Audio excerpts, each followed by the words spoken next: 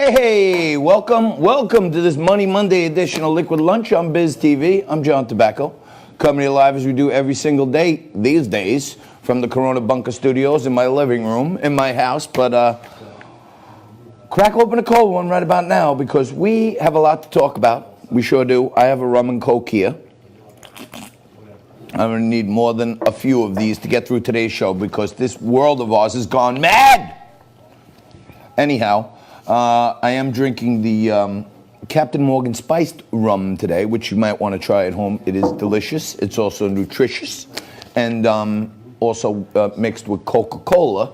And the spiced rum worked beautifully on Friday for those of you who were tuned in. We got pretty spicy. And for those of you who follow us on social media, and you should, if you're watching at home, you should also follow us, Liquid Lunch TV, Liquid Lunch TV, Liquid Lunch TV on Instagram, Facebook, and YouTube. Okay, but we did a little extended session on Friday, and it got quite spicy. This was a full bottle of rum, just Friday. And Jess and Nico took aim at me. You might want to go to Facebook and check it out for a few laughs. They impersonated me. Nico did an unbelievable spot on. I actually went around and produced the show. So while I was producing, they were on. It was kind of like a role reversal, but we had a ball doing it. Now, the first thing I want to talk to you about today, you know, it's Money Monday, so we'll talk to you about your portfolio. Dow up 400 today. Very good news. The markets are seemingly comfortable with the reopening of America, although the left-wing media just can't let go of it, okay? They're talking about spiking, moving up, but they're plateauing, all these other things. The death rate, the survival rate is 99.95.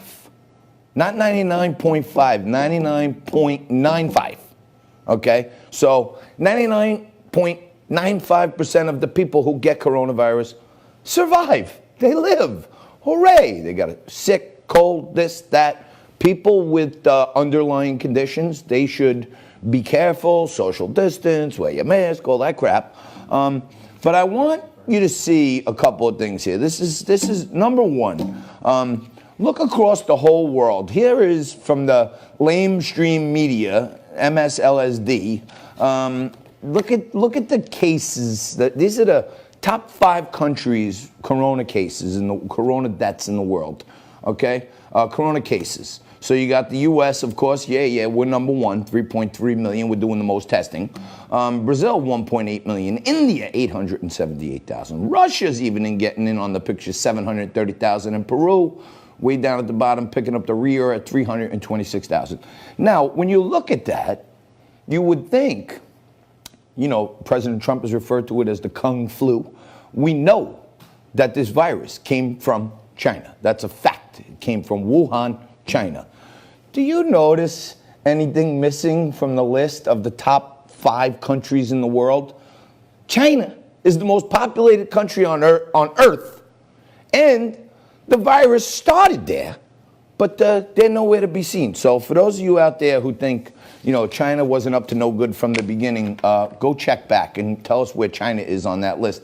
And then just for a little reality check today, take a look at what MSLSD is doing now. Here's one of their newest graphics that you could take a look at. The red states are spiking. The orange states are upticking. The yellow states are increasing. Aren't spike, uptick, increase, aren't they pretty much the same word? Like, why do we have to have 3 different colors? It's either spiking or it's decreasing. Those are the only 2 we need, if you ask me. But they're trying to make it seem like there's so much happening. It's spiking, it's upticking, it's increasing, it's plateauing. The greens are decreasing. There's only like 3 of them. But, you know, I'm going to continue doing what I'm doing. You continue what you're doing. Crack open a cold one. Quick break right here. Turn it around quick. Coming on back with Fernando Uribe, who's with me every Monday. Back after this.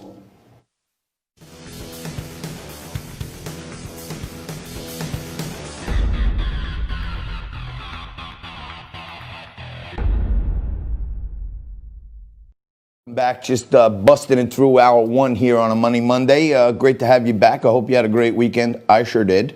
It was a wonderful weekend. I played some really awful golf, really awful. But still, it's always nice to get out on the course and, all that good stuff. Market's doing okay, up about 400 today, so it's playing nicely. And the market usually tells you if there's fear out there, and it doesn't look like the markets are fearing these spikes and increases and all this other stuff, because continues to go up, which is good news for Trump. It's good news for our economy. Good news for you is every Monday, I'm joined by my good friend Fernando Uribe, who joins us today. He's also the host of Real Talk via Eyes on NJ. He's a faculty member at Bergen Community College and a great friend of mine. Hey, Fernando, how are you today, buddy? John, great to be back here, batting leadoff on Liquid Lunch. Yeah, we need a good leadoff man to start the week off right. You're a money guest, so we have you on Money Monday every week, and you got to check out Real Talk with Fernando Uribe also, because it's Real Talk. He's right next door to us here in the Garden State.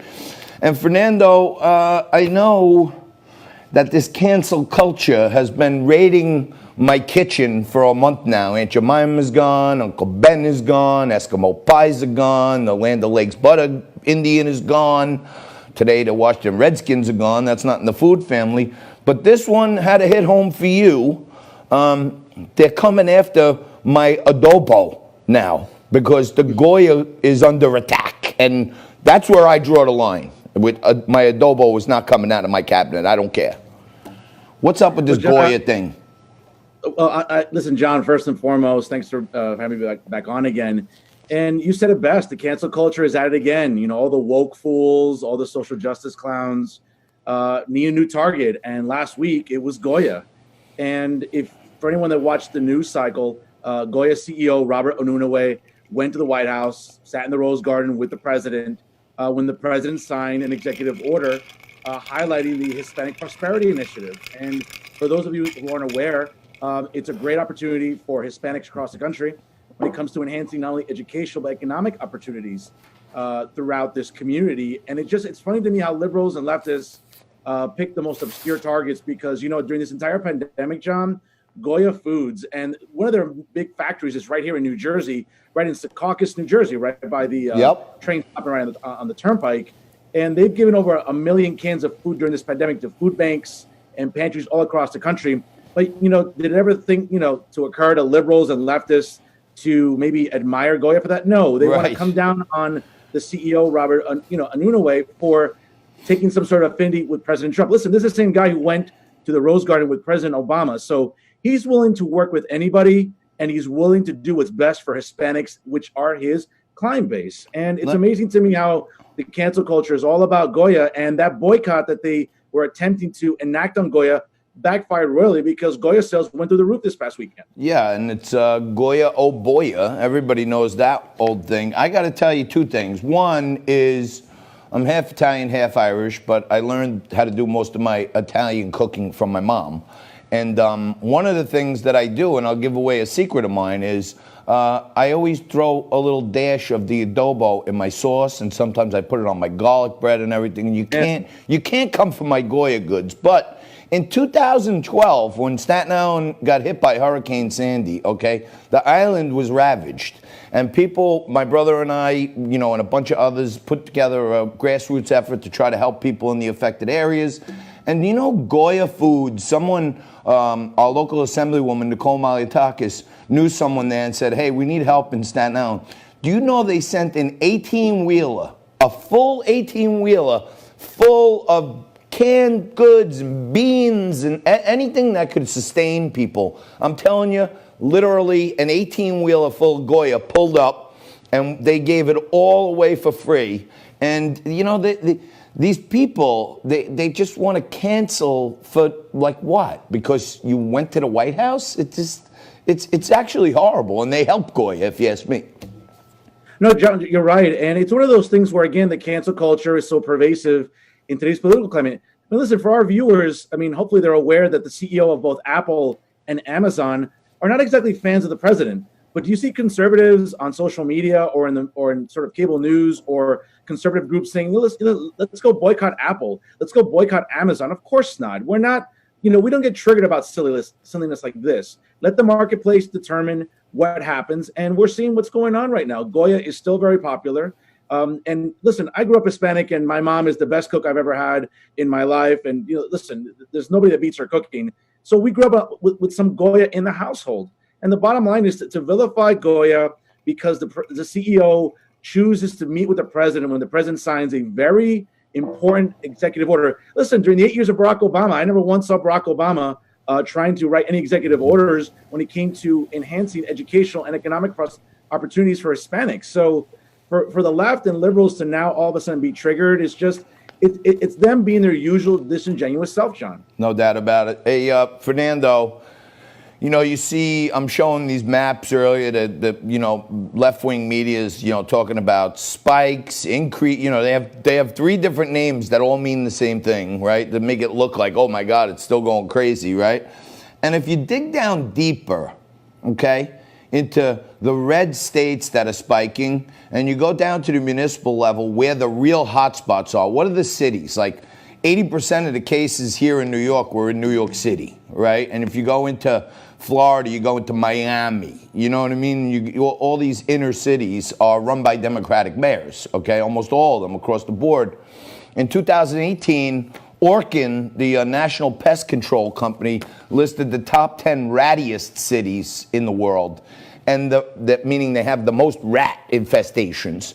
You wouldn't believe that all the cities that these blue mayors are allowing riots and looting and they're spiking are also the rattiest cities, and they're all run by Democrats. It's just absolutely crazy what these blue cities mayors are doing to our country. Absolutely. And it's a reminder where, liberals, have this sort of selective amnesia about why blue states, and specifically to your point, blue cities, are so poorly run. I mean, John, whether it's here in New Jersey, we have cities like Trenton and Newark and Elizabeth and Camden, but across the country, it's Philadelphia, Cleveland, Detroit, Oakland, St. Louis. I mean, these are cities that have had Democrat mayors and Democrat-controlled city councils for more than 30 years. And they're absolute dumps. I mean, there's another word I could use, but this is a family-friendly program. And it's amazing to me that whenever this point is brought up, liberals in the media get triggered. Oh, that's racist. That's dog whistling. No, it's not. It's the fact that these liberal policies, John, have destroyed these cities.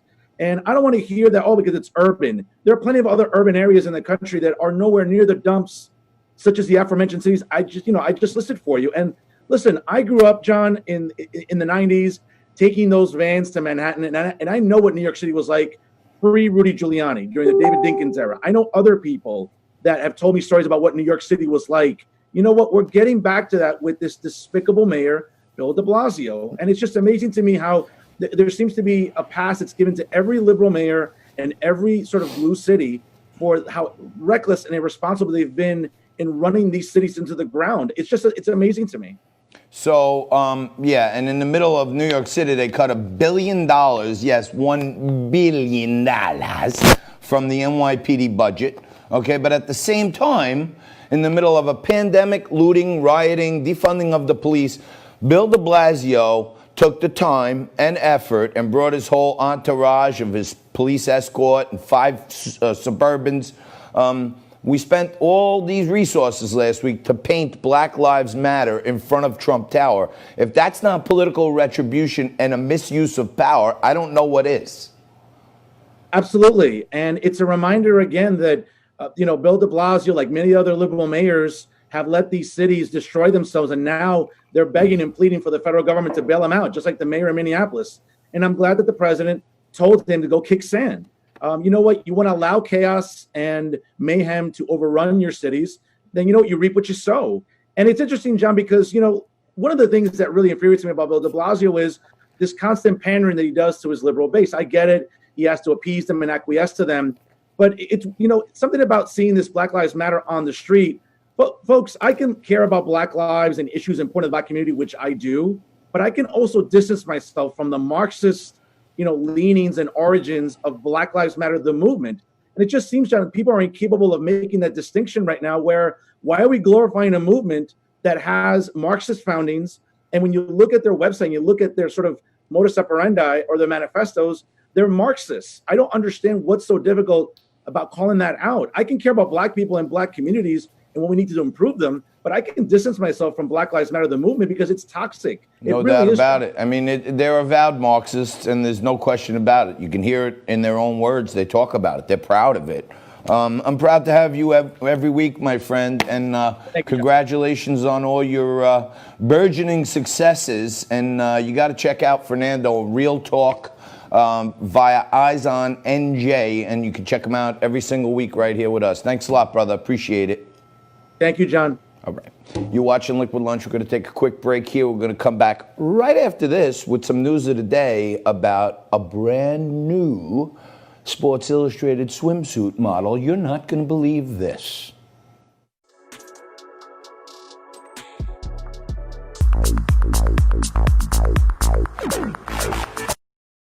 Hey, welcome back. You're watching Liquid Lunch on Biz TV. Lots of great things going on in the markets today as the Dow continues to rage this morning.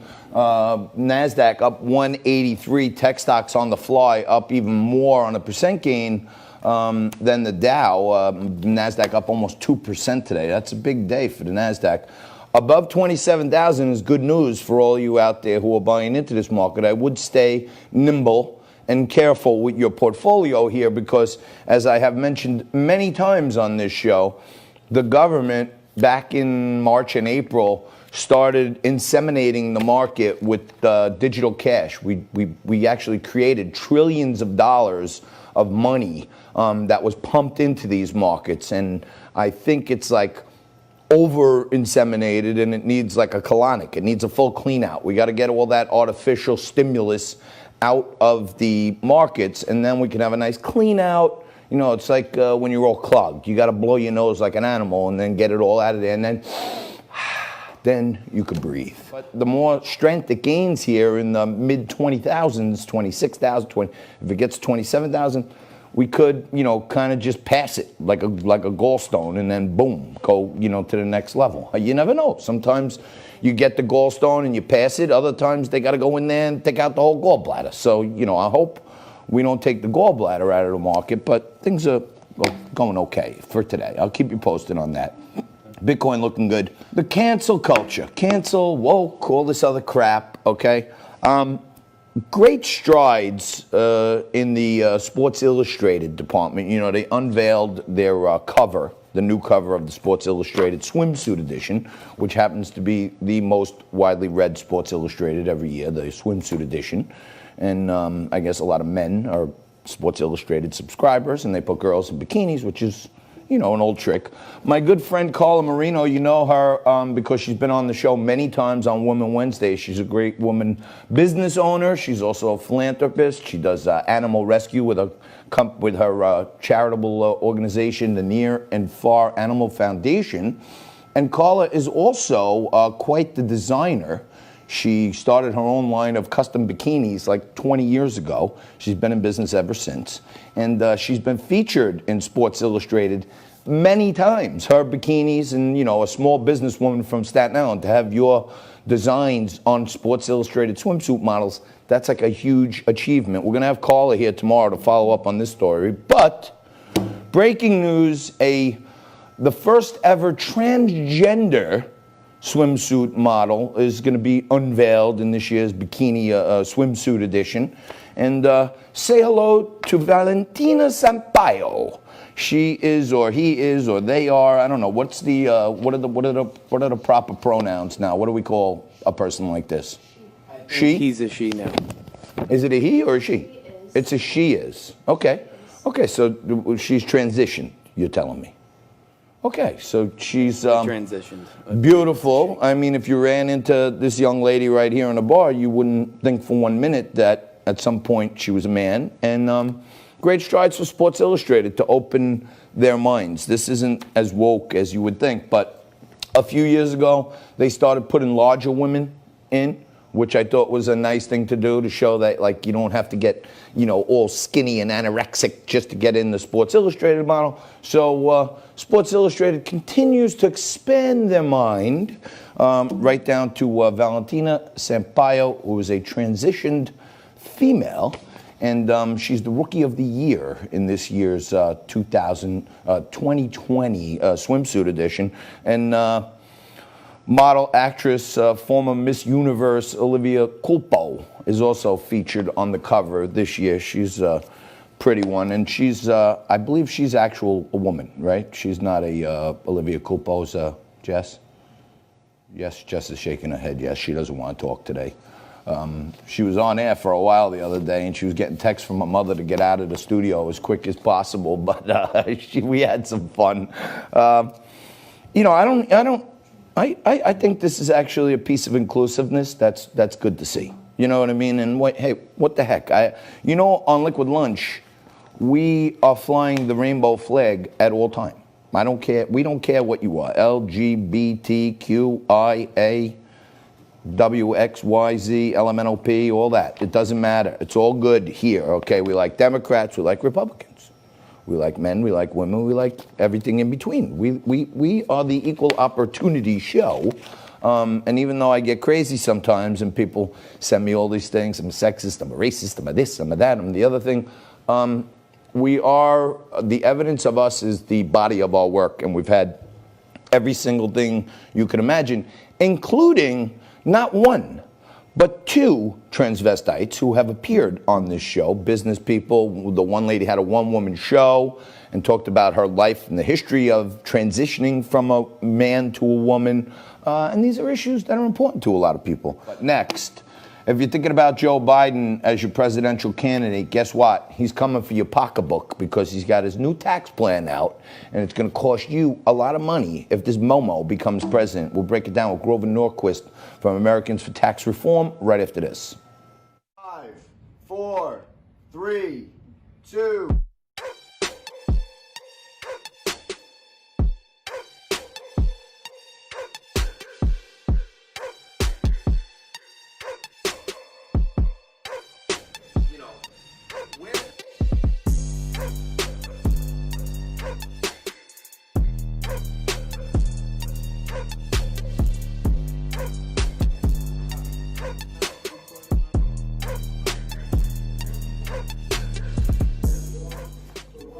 The arugula pie, white arugula pie with fresh grated Parmesan. This is the margarita pie, it's beauty. This is the clam pie. Danino's is famous for the clam pie. Delicious.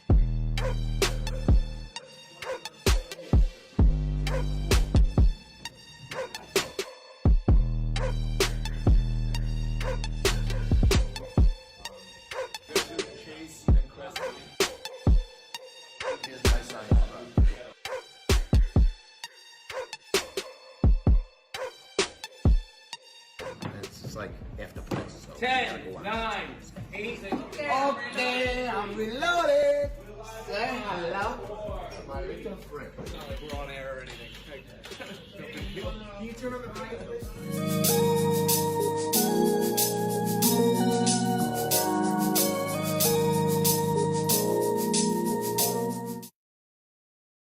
You're watching Liquid Lunch on Biz TV. I'm John Tobacco, and the Dow continues raging today, up over 433 as we speak at the moment.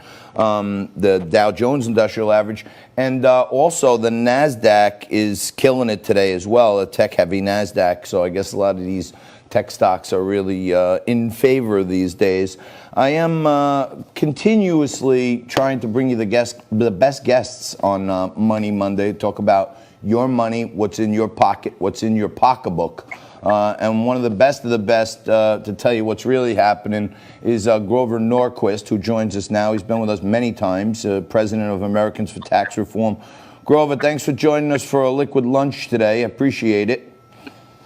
So Wednesday is the big day. The taxes from April 15th will put off for 90 days. There will be no more extensions for everybody's got to file by Wednesday.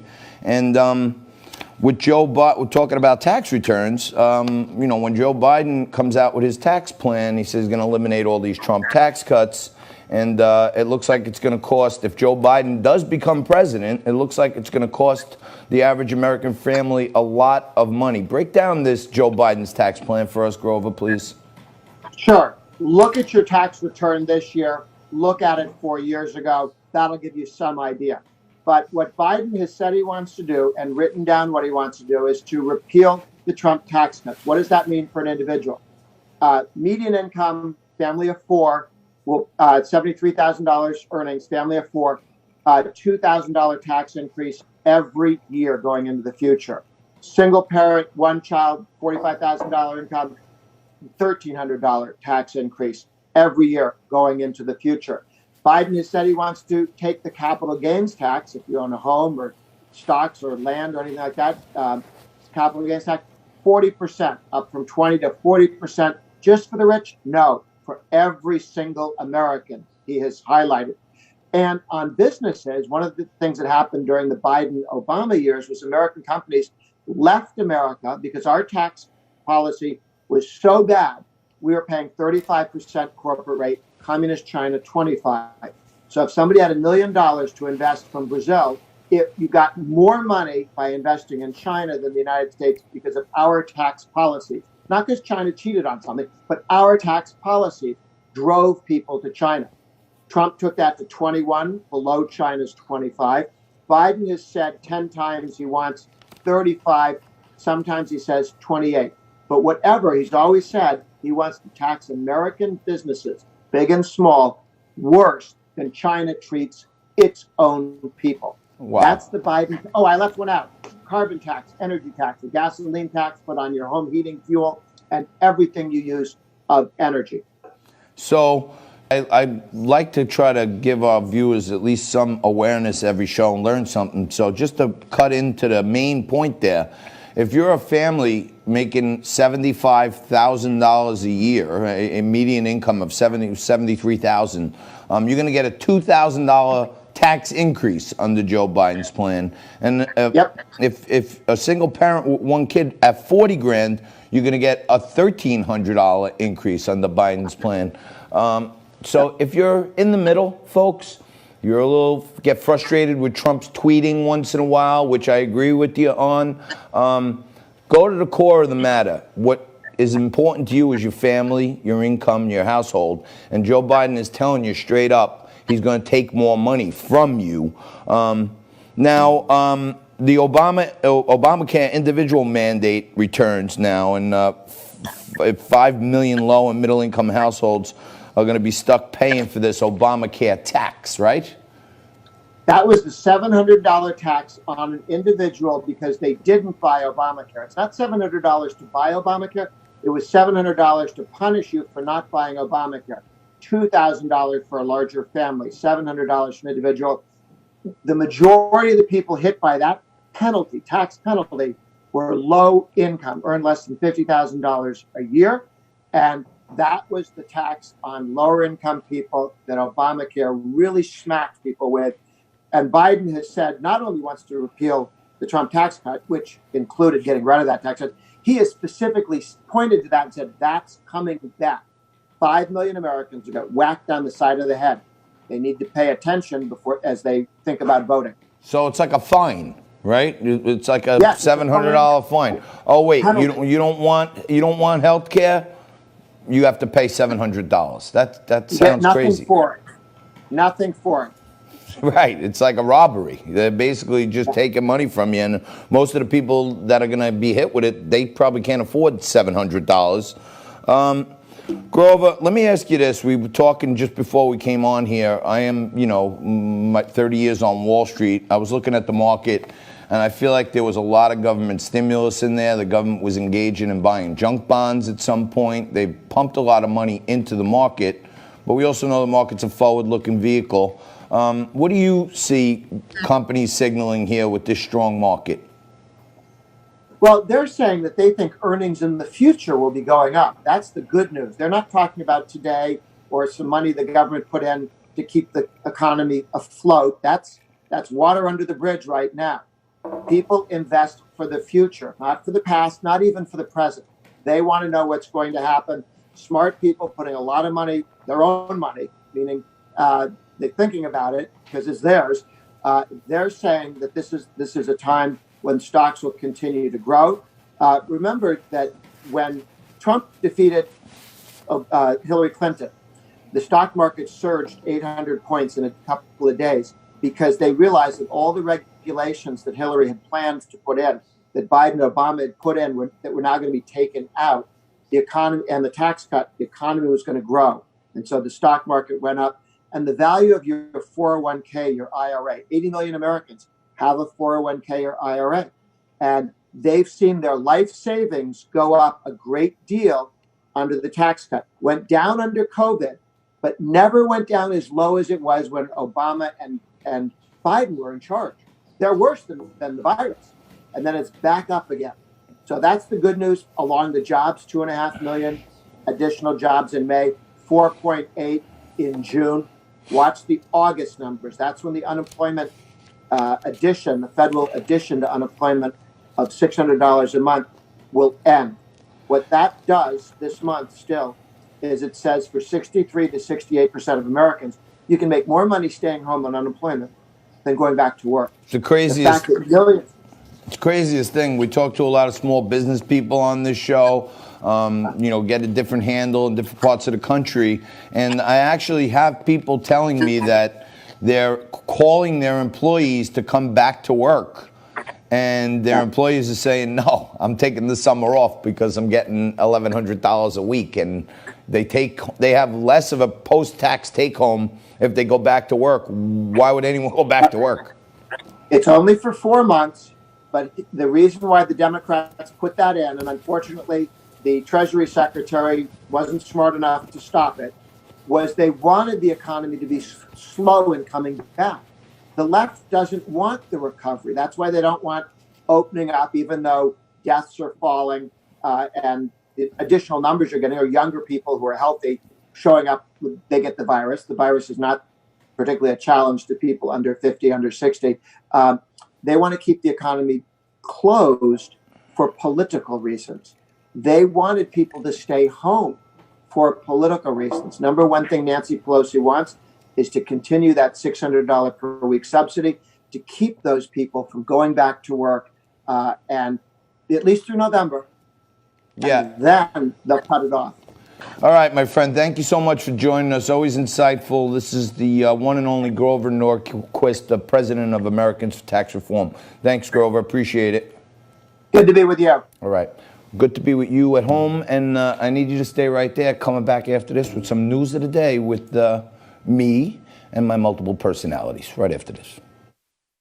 Welcome back, folks.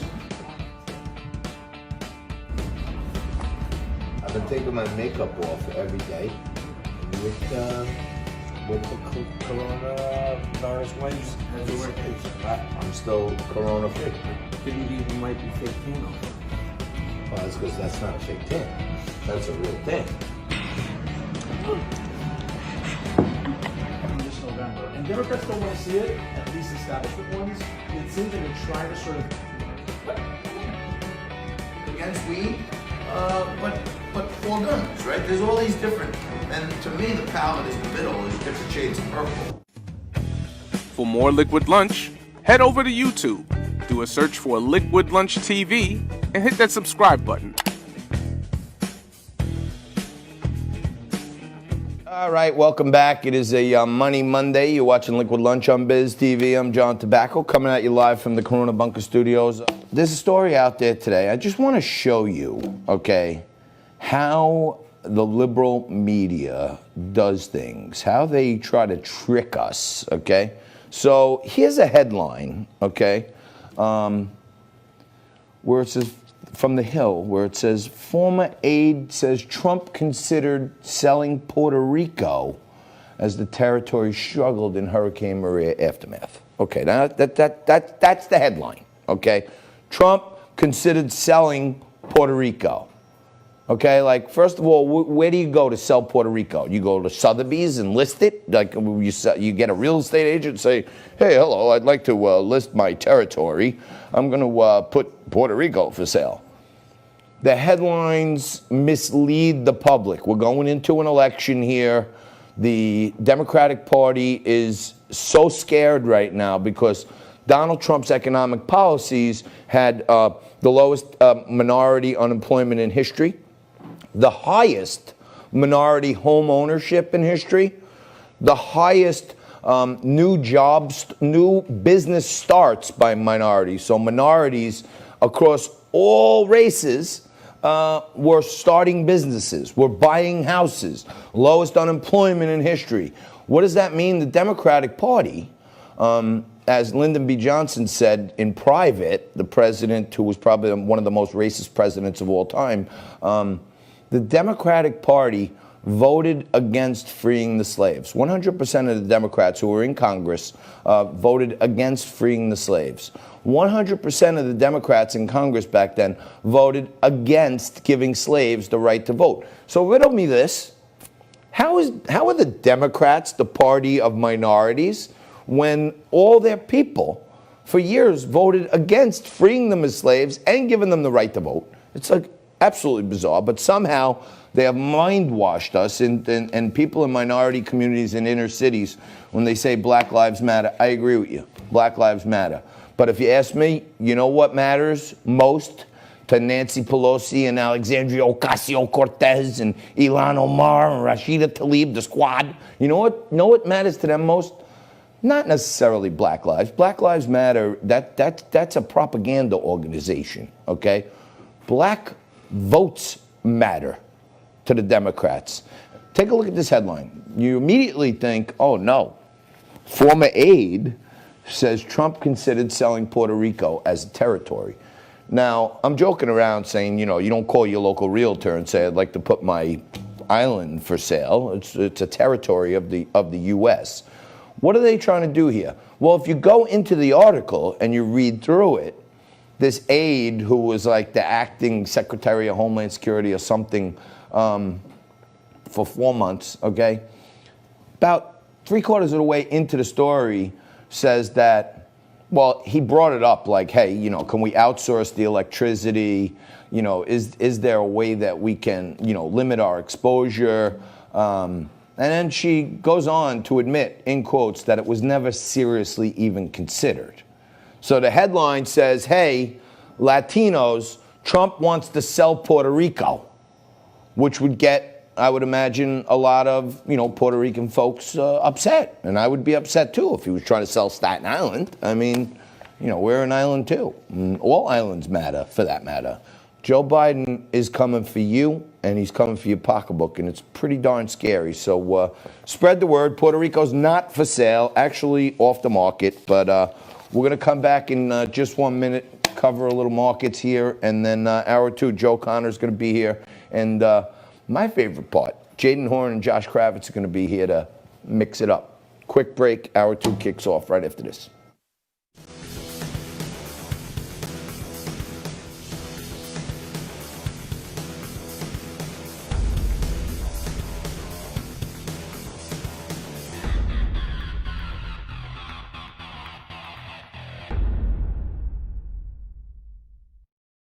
Welcome back. Just kicking off hour two here of a Liquid Lunch. It is a Money Monday, so we might as well talk some more about your money. The Dow is up almost 500 now, ripping through ranges here. 26,555, just 4 points away from the day's high. If it breaks through 560, this thing could go up another 300 points today. I'm not buying into it, but sometimes you got to just ride the wave. The clean out that I've been talking about may not happen. We may, pass it like a gallstone and it's gone, but who knows? One thing I haven't been talking about a lot lately is Bitcoin, although I talk about it every day, give you a little update on what's going on. Usually, when the Dow is up big, there's this reverse correlation between the Dow and Bitcoin. And when you see the Dow up big, Bitcoin is usually down big. They're kind of like an alternative correlation. Oddly enough, Bitcoin down only $8 today at 92.60. And to me, that's a very telling sign because, they call it a flight to safety asset. So flight to safety, we all have this inherent thing in us as, human beings, and many animals have it. It's called a fight or flight reaction. You get into a scary situation and then you either put up your dukes and fight, or you turn and run. So that's the fight or flight, right? And the flight to safety, when you run from the market, is many people were taking money out of the market, taking profits, and they were storing it away in Bitcoin. So you would see the Dow coming down, people say, ooh, let me get some money out of the market. What do they do with it? Well, I like this Bitcoin thing, let me try it out. So they're pushing money over to Bitcoin. So they call that a reverse correlation. When one's up, the other's down. And they usually, there's no like perfect measure of if this is up that much, that'll be down the other. It's kind of strange here and there, but it is good to see the market up big and Bitcoin insignificantly down, like, down $6 at this point. It actually may turn green today, which would be strange, but I've been telling you for months now, I've been involved in Bitcoin since 2015. I still love it. I still believe in it. I actually, as much as I was getting into Bitcoin years ago, I still loved it. Back in October, when I bought some more Bitcoin at 8,000, I'm up, $1,000 on that stuff. But Bitcoin continues to be the pièce de résistance of cryptocurrencies. It's probably the most widely accepted. Venmo, Cash App, PayPal, they're all getting into it now. MasterCard is thinking about, coming out with a Bitcoin card or something. So, a lot of people email me and ask me, John, should I buy some Bitcoin? And, here's what I would say to you. As you know, I'm not a financial advisor, nor do I play one on TV. So don't take any financial advice from me, please. Do your own homework, make sure you're using a licensed representative and all that good stuff. Bear in mind also, just because I throw around big words and it sounds like I know what I'm talking about, I'm not soliciting or telling you to go buy anything. And by the way, if you're even thinking about taking advice from me, keep in mind that I am drinking spiced rum and Coke today. So you definitely don't want to take financial advice from a man who's drinking alcohol. In any event, what I tell everyone is this: do some homework, okay? See if you're investing in for the long term, for you, your kids, your family. You're going to need a lot of money for college, believe me when I tell you, okay? I'm going through it right now. But if you think it's suitable for you, you want to put it away, grab a little snippet, put it in your portfolio, don't look at it, and go into it thinking this: if I lose every penny, I don't care. It's a risk asset. We'll take a quick break, come back with more Liquid Lunch.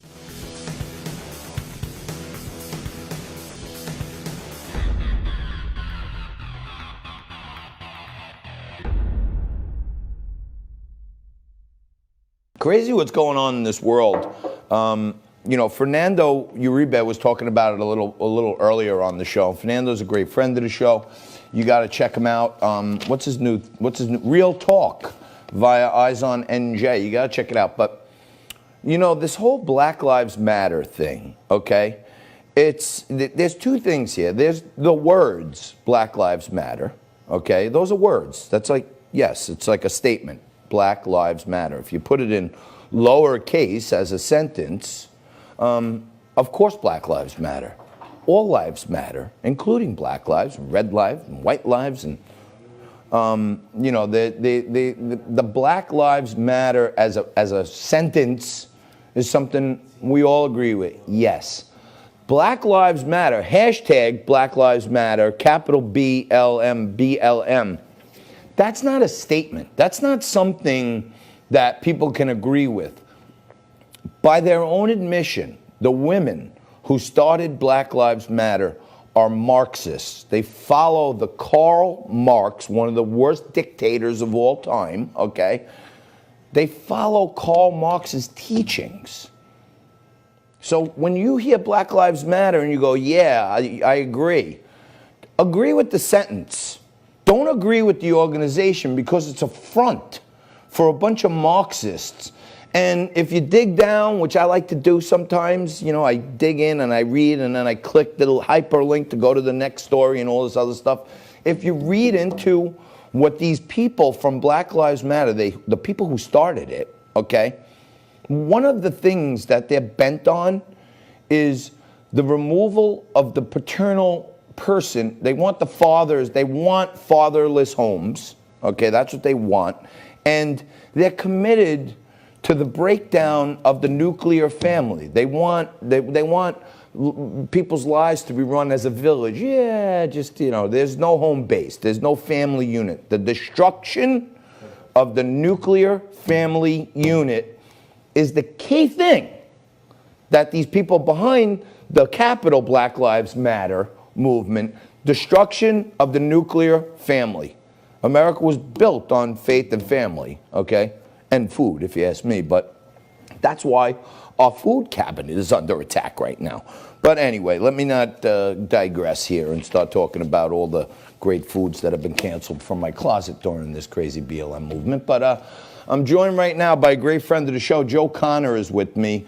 And when you start talking about terrorist organizations, which I think Black Lives Matter is one, and even the president agrees, nobody knows more about this than Joe. His father, Frank Connor, was murdered by terrorists that descend from the Black Lives Matter movement.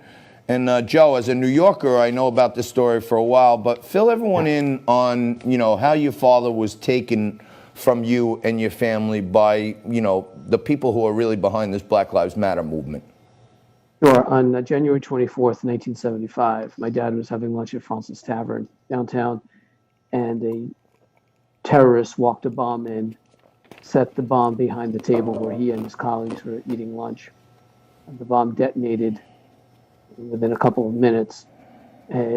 Murdered 4 innocent men, wounded about 60, and our lives were forever shattered by these Marxists, leftists, Puerto Rican group, the FALN, the Armed Forces for National Liberation, who claimed that they were looking to free the Puerto Rican people from the colonial United States, when in actuality they were looking to enslave the Puerto Rican people in another Marxist Cuban-like state. Right. So what they really wanted to do, although they were making like they were like some kind of freedom fighters, what they wanted to do is they wanted to get the American protectors out of there so that they can create an aristocracy for themselves and then enslave Puerto Rican people. Absolutely. They were Marxists. They left a communique outside of Francis Tavern, as they did at all of their 120 bombings, and it called them, my dad, a reactionary corporate executive. And if you're familiar with the Marxist terms, reactionary is a term that they use for a capitalist, for someone who has a job. My dad was 33. He was a New York City kid, son of immigrants from Ireland and England, and worked his way up. Went to school at night. Started the job out of high school. He was anything but a reactionary corporate executive. Right. You know what I'm saying? Sorry to laugh, Joe, but even if he was, it gave. They felt, and this group now feels that they have the right, by mob rule, to appoint themselves judge, jury, and executioner of whether it's my dad or the other people that those terrorists murdered, or whether it's tearing statues down or burning buildings or raiding someone's house. They feel they have that right. And one of the most ironic things is that, my father was profiled. He was profiled because he was a Wall Street guy, and he was eating at Francis Tavern where, a lot of the Wall Street guys would eat. And back in the 1970s, it was mainly white guys. Right. And so they profiled. They walked into a place where liberty was founded in the U.S., where George Washington bid farewell to his officers after the Revolution, where the Sons of Liberty met with Alexander Hamilton. Right. And, it's a historic place in Francis Tavern. Yes. It's right on right by Wall Street there. Hey, Joe, let me ask you this. Part of the original founding team for Barack Obama's presidential movement was this guy, Bill Ayers, and his, sidekick, side piece, whatever you call it, Bernardine Dohrn, right? Dohrn, right. And also this guy, Oscar Lopez, was part of the FALN group that, yes. I think Barack Obama commuted his sentence or took away his crime, right? He was never actually caught as the bomber of your dad, But Oscar Lopez was photographed at the scene and basically went to jail for not answering subpoenas. Is that right? Well, Oscar Lopez was one of the leaders of the FALN, and they were a Chicago-based group initially. They were about 16 of them were arrested and sent to long prison terms in the early 1980s. No one was ever specifically convicted of the Francis attack, but they were all arrested in Chicago and put away for 55 to 70 years. At sentencing, they threatened to kill the judge. Judge McMillan carried 2 six-shooters under his robes. They at sentencing also said that they were George Washington because they were looking to free Puerto Rico, and the judge hesitated for a minute, and he said, well, yes, but if the British had caught Washington, they'd have hanged him, and that's what I would do to you. Wow. So, yeah, I mean, these guys were no joke. They were Cuban trained. They left only a few fingerprints out of all their bombings. They were bad guys, and the judge was a bad guy. He was a tough guy, too. So Lopez was a leader. He was he claims to never have been at Francis Tavern, which is BS, because we do pictures of him outside Francis immediately after the bombing. And I uncovered only a few years ago from the Daily News expose on Francis on January 24th, 2018, I think it was. I started looking through the pictures, and I found him outside the building, and I've sent them to the JTTF and the NYPD, and no one's denying it's him. All I've heard is, well, we couldn't prosecute him on this. Right, and then right here in New York, Bill de Blasio was fine with Oscar Lopez being the mascot for the Puerto Rican Day Parade. That's how crazy this stuff is getting, right? Yeah. You know, when in 1999, Bill Clinton and with Eric Holder's assistance offered executive clemency, and we're talking clemency now. Right. Ironic considering the Roger Stone situation, but right. He offered executive clemency to these terrorists. All but Lopez accepted the clemency. Lopez stayed in prison. We didn't really know why at the time. He didn't say. But we went to his parole hearing in Terre Haute federal prison in 2011 and kept him in. It was my brother and me and some other family members and victims.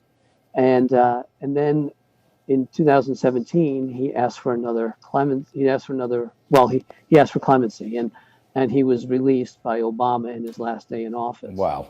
All right. You know, and none of the other terrorists had even asked for clemency. Right. It was handed to them. Incredible. Crazy stuff, and a lot of these people are actually still behind you. Susan Rosenberg, a big fundraiser, and these are all people who are supporting Joe Biden. Joe, we got to leave it there. Thank you so much for joining us. Okay. Check out Joe's column. He's a columnist for Town Hall. He's a great American and a great friend of the show. Thank you. WeWinAmerica.com and ShatteredLivesMovie.com, a couple of websites you might want to look at. Go check out ShatteredLivesMovie.com. It's the real story behind how Joe's dad was murdered by these people. Quick break, more Liquid Lunch right after this.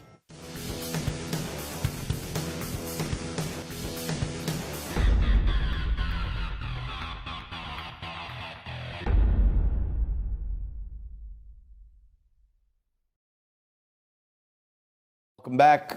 It's a Money Monday on Liquid Lunch. I'm John Tobacco, and the Dow is raging. It is raging on fire, up over 500 now, 520, 2% on the day. And, for those of you who watch often, there are technical indicators in these round numbers, like when they break through like new round numbers. I like to take a look at that. Up 2% on the day, that's good news. When they hit like a new high, like 1.79, 1.88, 1.92, boom, it goes to 2. All of these electronic programs go in and say buy more or sell more. Lately, I think the market's been biased to buy, and as Grover Norquist said earlier in hour one, and I tell you all the time, the market does not behave off of what's happening today. The stock market looks out into the future and says, ooh, we think that's going to be good in the future, or ooh, that's going to be bad in the future. If they think the future is bad, then the market goes down.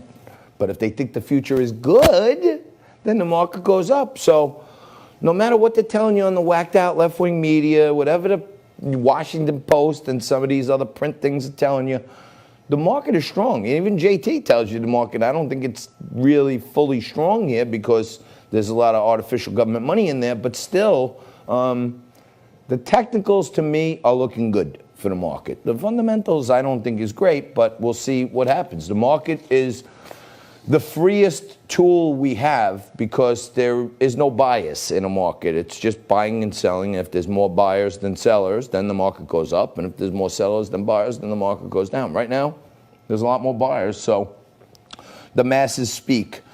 You're going to be a buyer of some new NFL gear if you like the Washington Redskins, or the team formerly known as the Washington Redskins. With big breaking news out today, Jess just handed me this paper. NFL's Washington Redskins to change name following years of backlash. On July 3rd, we announced the commencement of a thorough review of the team's name. Today we are announcing we will be retiring the Redskins name and logo upon completion of this review. The team has not released what the name is being changed to. Team owner Dan Schneider and coach Ron Rivera will develop a new name and design approach that will enhance the standing of our proud, tradition-rich franchise, inspire sponsors, fans, and community for the next 100 years. Aunt Jemima, Uncle Ben, now the Washington Redskins guy. And they're taking suggestions. They're trying to come up with a name. Nico asked me, what I would go with. Maybe the Washington Americans. Maybe name the team after all these weirdos in this left-wing Marxist movement. Maybe call them the Washington Foreskins. I don't know. We can probably come up with a lot of clever names. Can we go with that one, Nico, or no? I'm not sure, but we just did. No, I'm saying, can we suggest it to Dan Snyder? July 13th is now a historic day for indigenous peoples. The Navajo Nation said in a statement, for generations, this team name and logo misrepresented the true history and events that define the term Redskins. Okay.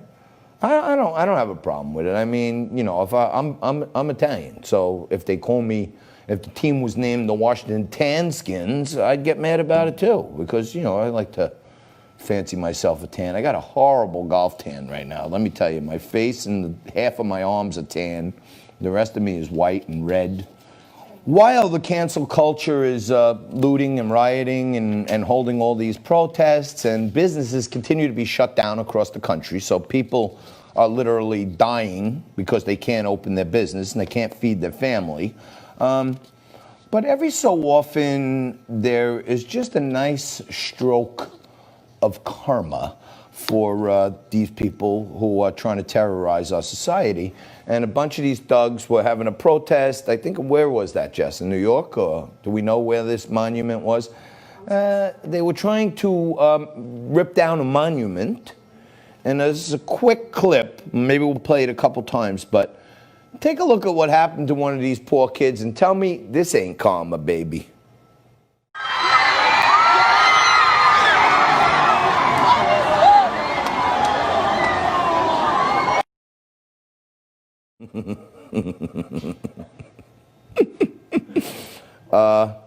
I'll drink to that. You know what I mean? I'm free. Yeah. We should put the music to Boy George's Boy George's 80s hit Karma Chameleon. Karma, karma, karma, karma, karma chameleon. That's a dose of karma right there. I hope the guy didn't die, because nobody deserves to die when they're trying to rip down a George Washington statue, but should be pretty easy for the cops to prosecute him. I doubt he can get away at this point, but that was some fall he took. I mean, he was spinning it. The screaming sounded like Splash Mountain or something. Like the crowd was going wild, like, ah, when you go on Splash Mountain. And I think Splash Mountain's even being renamed, right? There was some story. What happened there? Splash Mountain, every kid loves Splash Mountain. It's from a racist movie. What was the movie? Do we know? It was an old Disney movie. I forgot the name. So apparently Splash Mountain, one of the Disney favorites, okay. You used to love Splash Mountain, right?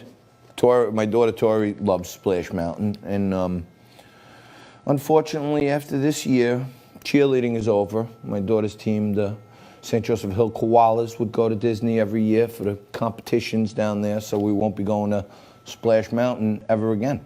Ava. They've canceled Splash Mountain. You believe it? The main thing is, It's a Small World is still there, and that's one of my favorites. I'm not a big ridester. I don't like roller coasters and like swings and all this stuff where I have to leave the ground. But it's a world of laughter, a world of tears. But the water's only like a foot deep, so I'm fine cruising around in the little boat there. But all right, we talked about Goya. I went in my cabinet actually. I'm out of adobo, which is means I better stock up. And because that's not going to be available on shelves if the Black Lives Matter people have their way, because they're trying to cancel Goya now because the president of Goya went to the White House and praised the president for what he's doing for the business community. You don't even have any idea how many great products Goya makes. And, the slogan, everybody knows the slogan, Goya, oh boy, But I don't think they're going to cancel this one. There's no way the outrage, Aunt Jemima, Uncle Ben, all that other stuff, you're not coming for the Goyas. I can tell you that. And I can tell you what we are coming for. We're coming for your sanity after this because we're the only show on television that has the nerve to have on a Democrat and a Republican on the same show. They actually agree once in a while. When they agree, I ring the bell because it's a good thing to see people on different sides agree on things. But one thing is for sure, when we mix it up, I have a drink, I sit back and relax, and I let the best guests we got go at it. The one rule is at the end, we shake hands and part friends. Take a quick break. We're parting from you for 1 minute here, and then we're going to come back with Jadyn, Horyn, and Josh Kravitz to mix it up on Liquid Lunch.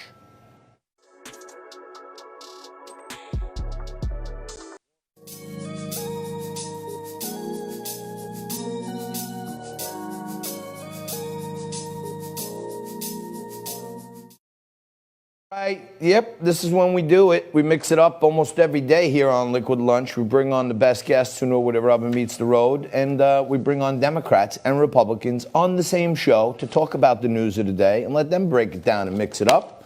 I mix myself up a drink. Today I'm having Coke and Captain Morgan spiced rum.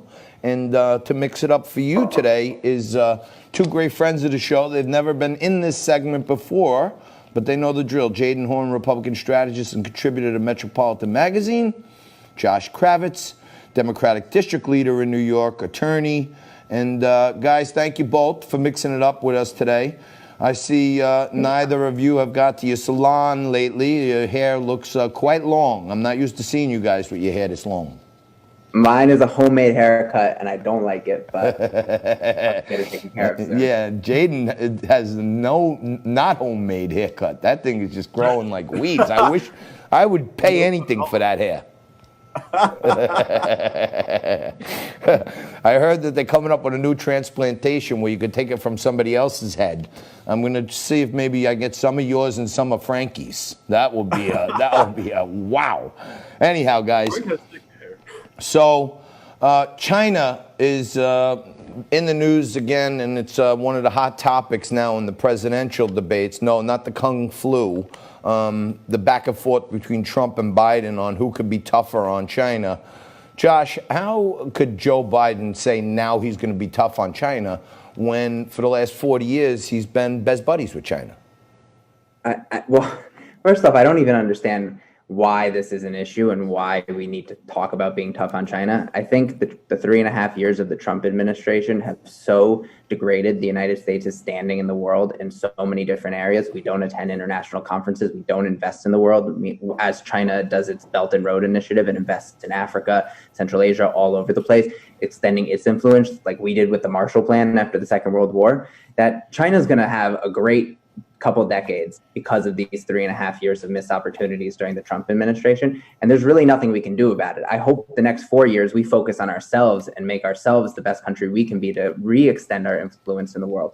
So I don't understand why being tough on China is such a big deal. But if we want to talk about being tough on China, what we could have done to be tough on China is one, I don't know, maybe the president wouldn't have gone to President Xi and asked for help during the election. That'd be pretty good about being tough on China. I don't think he did. I don't think he went to him and asked for help. Jadyn, well, let me get you in. Let me get you in on this. Josh is saying that these 3.5 years are going to make 2 decades worth of great stuff for China. I don't see it that way. Look, Joe Biden has a China problem. He's been a China apologist for the last 30 years, and frankly, it's come back to bite him. And as for what Josh said, look, President Trump has been attempting to make America focused on America again, which is what the last 3.5 years have been. And, we have China, which is an authoritarian, totalitarian regime. By Josh's logic, we are saying that we've lost our moral authority. Therefore, we can't say to them that their complete and total suppression of rights in Hong Kong isn't something that Americans should be worried about. That they're lying about COVID cases shouldn't be something that Americans are worried about. We should absolutely be concerned about Chinese influence, Chinese meddling. And frankly, Mitt Romney back in 2012 warned us about Russia. And look, that turned out to be accurate. So, and now Donald Trump has warned us about China, and that has turned out to be accurate. What has Donald Trump done about Hong Kong? Joe Biden is here, finally acknowledging that China is a problem. And what has China done about Hong Kong? And by the way, decades, I think it's ridiculous. What has Trump done about Hong Kong, first of all? And second of all, when we're talking about authoritarian regimes, Donald Trump is above the law in this country, as we've seen repeatedly. Doesn't have to give over his tax returns, doesn't have to reply to a subpoena, can use the courts the way he wants, pardons his friend who has incriminating information about him, who knew when the WikiLeaks were coming out, and they came out the night that the Access Hollywood tapes came out. And he commutes his friend's sentence with incriminating information. I mean, we're at a banana republic right now. We're no better than China, unfortunately. Josh, I just...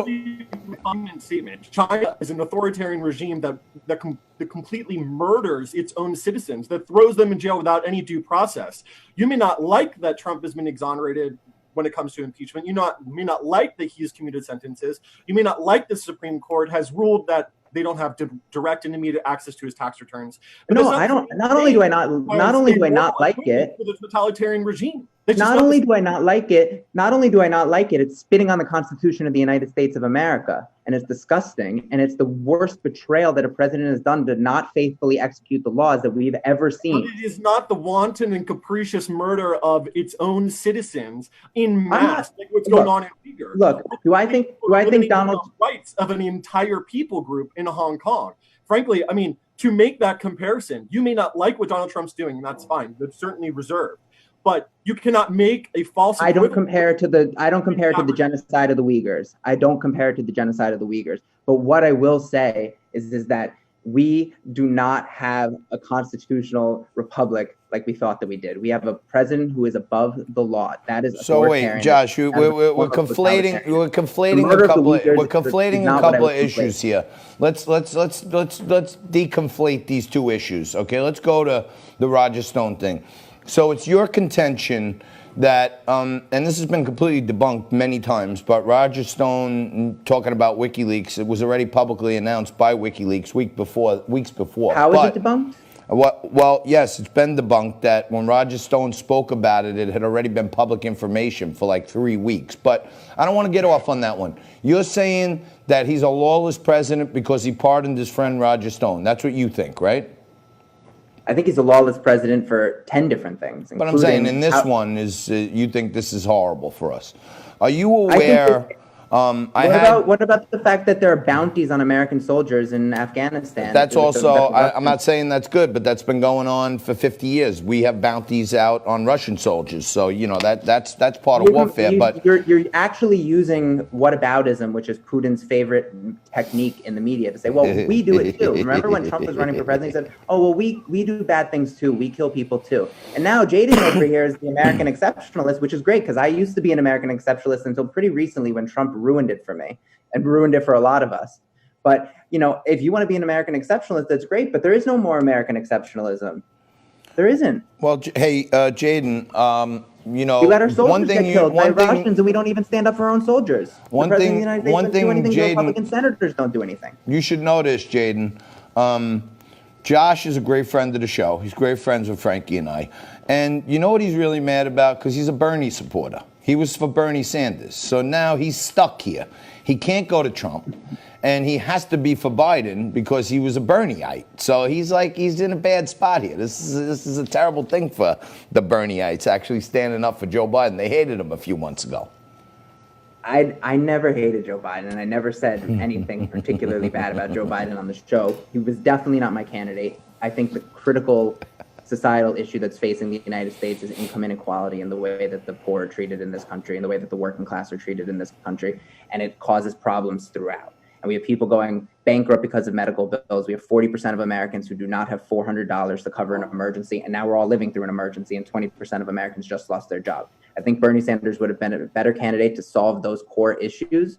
But if we are trying to preserve our constitutional republic, if we were trying to make sure a president is not above the law, the norms and principles that have been the source of our prosperity for 225 years, because it's not, we've had different marginal tax rates over the last 225 years. Hang on. We got 2 minutes left. I want to hit one. We got 2 minutes left. I want to hit one other topic. Jadyn, on the 4th of July, Trump spoke, indirectly about this QAnon community, and the QAnon is supposedly, some anonymous, government official, and now they're always talking about this secret plan to break up this child sex ring. What do you make of this Wayfair child trafficking scandal?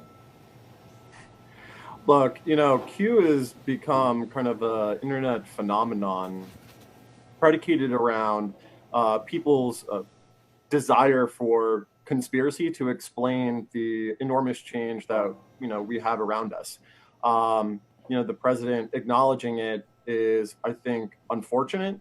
At the same time, it's not surprising, since a large number of people, whether they're his supporters or whether they're actually just what they call themselves skeptics, seem to believe that there is in fact a deep state, or there is in fact individuals in our government that are out to sell it out and sell out its sovereignty and sell out its independence.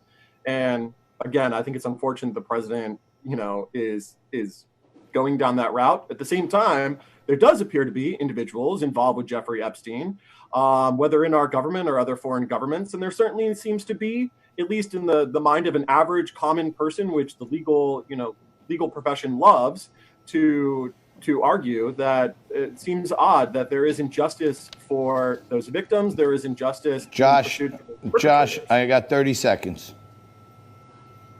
Yeah. Well, first off, I actually completely agree. I think, All right. Say no more. We finally got you guys to agree on something, but all right, we got to leave it there. Thank you so much. Josh Kravitz, Jadyn Horyn, two great friends of the show. We got to have those two back together again. Let's try to put that together, Jadyn and Josh. It sounds like it's got a good ring to it. I like Josh and Jadyn better than Walker Bragman. Anyway, thank you guys.